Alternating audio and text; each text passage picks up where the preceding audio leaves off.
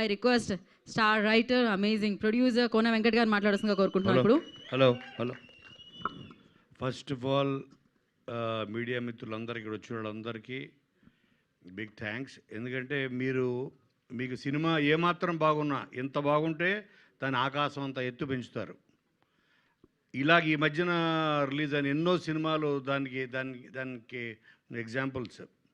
అలాగే నేను నా లైఫ్లో, నా కెరియర్లో నేను బాగా ప్రేమించే వ్యక్తులు, నన్ను బాగా ప్రేమించే వ్యక్తులు అందరూ స్టేజ్ మీద ఉన్నారు. వీళ్ళందరూ ఇంక్లూడింగ్ మా తమ్ముడు తమన్, నేను తమ్ముడు తమన్ అంటుంటా.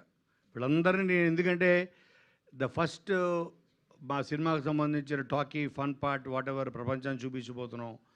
నేను ఇష్టపడే, నేను ప్రేమించే వాళ్ళ మధ్య జరగాలని నేను వీళ్ళు ఏరి కోరి పిలుచుకున్నా. అలాగే ప్రతి సినిమాకి ఏదో ఒక సినిమా ఉంటుందన్నమాట, ఒక లీడ్. ఈరోజు ఈ సినిమా జరగడానికి కారణం నిన్ను కోరి అనే ఒక సినిమా.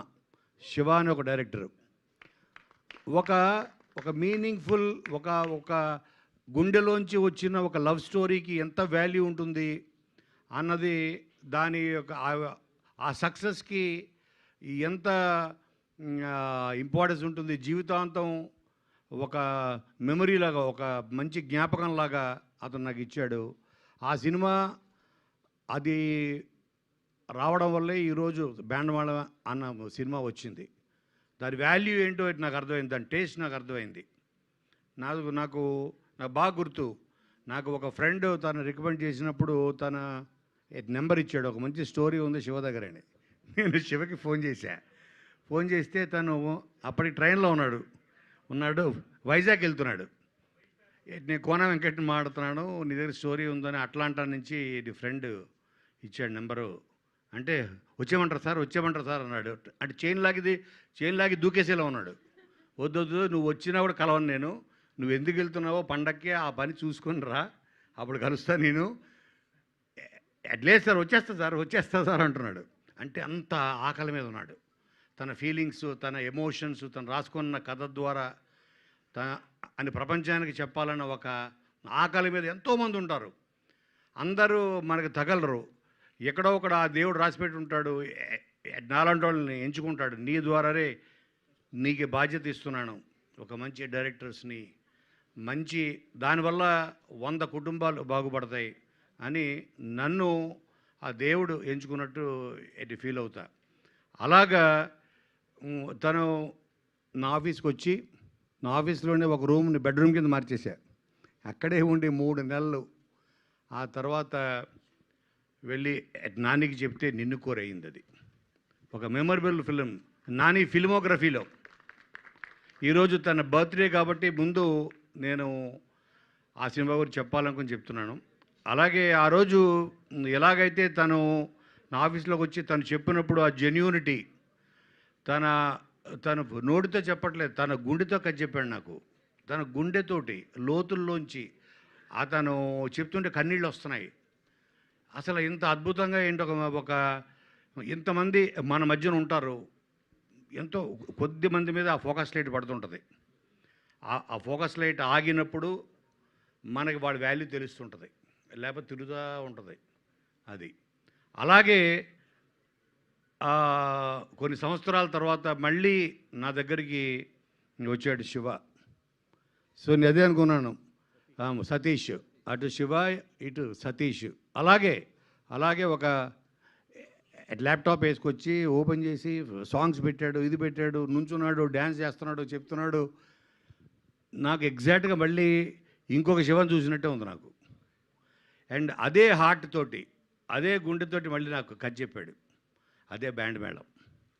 అది చూసిన తర్వాత నేను ఒకటే అనుకున్నాను, ఎందుకంటే ఇది ఒక 10th క్లాస్ నుంచి ఒక డిగ్రీ ఫైనల్ ఇయర్ వరకు, ఒక ఇంజనీరింగ్ ఫైనల్ ఇయర్ వరకు జరిగే ఒక ఇద్దరు బావమర్దల ట్రావెలే ఈ లవ్ స్టోరీ.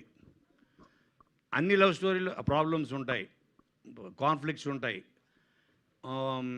వీళ్ళ లవ్ స్టోరీలో ఉన్న కాన్ఫ్లిక్ట్ చాలా కొత్తది. అది మీకు సినిమా చూస్తేనే తెలుస్తుంది. లాస్ట్ 20-30 మినిట్స్ మిమ్మల్ని కట్టిపడేస్తుంది. ఇంత చిన్న పిల్లలు, నేను అనుకున్నాను ఈ కథ ప్రపంచంలో ప్రతి తెలుగువాడు చూడాలి అంటే అందరికీ తెలిసిన వాడి ద్వారా చెప్పాలి కదా. అందుకని నేను వీళ్ళిద్దరిని చూస్ చేసుకోవడం జరిగింది, రోషన్ అండ్ శ్రీదేవిని. ఐ నీడ్ బెస్ట్ యాక్టర్స్, ఆ ఏజ్ గ్రూప్ సూట్ అవ్వాలి, ప్లస్ ఆ పెర్ఫార్మెన్స్, ఆ క్యాలిబర్ ఉండాలి, వాళ్ళకి నవ్వించాలి, ఏడిపించాలి, అన్ని రకాల ఇది చేయాలంటే ఆ క్యాలిబర్ నేను వీళ్ళిద్దరిలో చూశాను. And thanks to Nani again, వీళ్ళిద్దరిని పరిచయం చేయడం వల్ల, వీళ్ళు ప్రపంచానికి పరిచయం అవ్వడం వల్ల నేను చాలా కాన్ఫిడెంట్గా, నేను ఎన్నో దాంట్లో చెప్పాను. చాలామంది అన్నారు నాని అంత గొప్ప యాక్టర్ అవుతాడు అని. చాలామంది కొంతమంది హట్ అయ్యారు. నాకు అర్థం కాలేదు, నానితో కంపేర్ చేస్తారేంటని.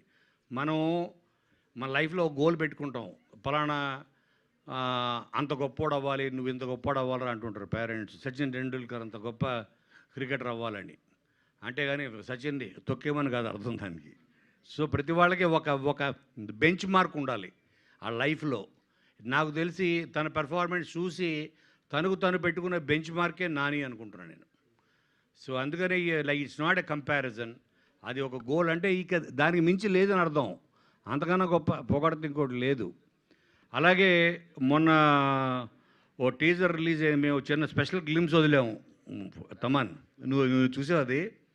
అందులో ఏంటంటే తను మధ్యలో వెళ్ళిపోయి గర్ల్ ఫ్రెండ్స్ కన్నా చిన్నప్పటి నుంచి ఉండే స్నేహితులు బెటర్ అని స్నేహితుడికి తాళి కట్టేస్తాడు హీరో. అది చూసి కొంతమంది కనెక్ట్ అయ్యారు సెక్షన్. సార్ మీరు మమ్మల్ని కూడా గుర్తించారు, గే లవ్ స్టోరీ చెప్తున్నారు అని. అరే నీకు ఎలా అర్థమైంది ఏంట్రా, ఇది గే లవ్ స్టోరీ కాదురా. అంటే ఇప్పుడు తాళి కట్టాడని ఆ నెక్స్ట్ డే పాల గ్లాస్ పట్టుకుని వెళ్తాడు లోపల రూమ్లోకి అని మీరు ఏదేదో ఊహించుకున్న కాదు. అది ఓన్లీ ఒక సింబాలిక్ జెస్చర్. అంటే మన చిన్నప్పటి నుంచి ఉండే స్నేహితుడు మనకి మధ్యలో వెళ్ళిపోయి మనల్ని ముంచి వెళ్ళిపోయే గర్ల్ ఫ్రెండ్స్ కన్నా మనకి ఫ్రెండ్సే బెటరు అని చెప్పడం అన్నది దాని ఉద్దేశం. సో కాబట్టి బ్యాండ్ మేళం డెఫినెట్గా మిమ్మల్ని అందరినీ, అంటే వీళ్ళు చాలా ఓ లేత టెండర్ లవ్ స్టోరీ ఇది. అండ్ దీంట్లో ఎస్పెషల్లీ నేను చెప్పాల్సింది సాయి కుమార్ గారి గురించి. నేను ఫస్ట్ కట్ చెప్పించింది ఆయనకే. ఆయన చెప్పిస్తే నేను సతీష్ని పంపించే ఇంటికి పంపిస్తే ఆయన స్టోరీ విని ఆయన నాకు ఫోన్ చేశాడు, నీ దగ్గరికే ఎలా వస్తాయి కోన ఇలాంటి కథలు అని. నిన్ను ఎత్తుక్కుంటూ ఎలా వస్తాయి, లేకపోతే నువ్వు ఎత్తుక్కుంటూ వెళ్తావా, అవి నిన్ను ఎత్తుక్కుంటూ వస్తాయని. నేను చెప్పాను కదా, ఇది డిజైన్ ఆఫ్ గాడ్. ఆయన నన్ను ఎంచుకుంటున్నాడు, నువ్వు ఇలాంటి కథలు పాప వీళ్ళని తీసుకురా బయటికి, వీళ్ళని ప్రపంచాన్ని పరిచయం చేయని. అలాగే తర్వాత చెప్పించిన వ్యక్తి చంద్రబోస్. ఇప్పుడు మీరు విన్న ఆ సాంగ్ బెల్లం చుట్టూ ఈగ లెక్క అని. సో ఆ సాంగ్ అలాంటివి 3 ఎక్స్ట్రాడనరీ సాంగ్స్ రాశాడు. అలాగే కాసర్ల శ్యాము, ఇలాగ ద బెస్ట్ టెక్నీషియన్స్ ఇవ్వాలి మన సతీష్కి అని నేను చేయగలిగినంత support, not only as a producer, క్రియేటర్గా, screen play side, whatever the best టెక్నీషియన్స్ని ఇచ్చి రేపొద్దున ఈ 13th నాడు మీ ముందుకి తీసుకొస్తున్నాం. ఇది యాదృచ్ఛికంగానే అనుకోకుండా అదే రోజు అవ్వడం అన్నది కోర్టు, అది కూడా like it's design of the God. కాబట్టి మళ్ళీ అదే సక్సెస్ మీరు మళ్ళీ నా కోసం కాదు, మళ్ళీ ఈ యంగ్ టాలెంట్ కోసం, మళ్ళీ సతీష్ కోసం, అటువంటి ఎంతోమంది యంగ్ టాలెంట్ని మళ్ళీ మీకు పరిచయం చేసి మంచి కథల్ని మీకు పరిచయం చేసే నాకు ఆ శక్తిని, ఆ సక్సెస్ ఇస్తుంది అని నేను మనస్ఫూర్తిగా కోరుకుంటూ, మీరందరూ 100% దీని గురించి నెక్స్ట్ 10 years మాట్లాడుకుంటారు బ్యాండ్ మేళం గురించి అనే నమ్మకంతో మీరందరికీ మరొకసారి thank you so much. Thank you తమ్ముడు Thaman, thank you so much for coming. నువ్వు రావడం వల్ల ఇది చూసావా, ఇక్కడ కొంతమంది కొణిదలు అంటున్నారు, కొంతమంది నందమూరి అంటున్నారు, కానీ దీని మాత్రం నాకు ఎప్పటికీ తమ్ముడు తమ్మనే. థ్యాంక్ యూ కోన గారు. మీరు రాసిన సినిమాలు చూసాము, మీరు ప్రొడ్యూసర్గా తీసిన సినిమాలు చూసాము, ఈ సినిమాలో మీరు చేసిన డ్యాన్స్ని కూడా చూసాము. Thank you so much.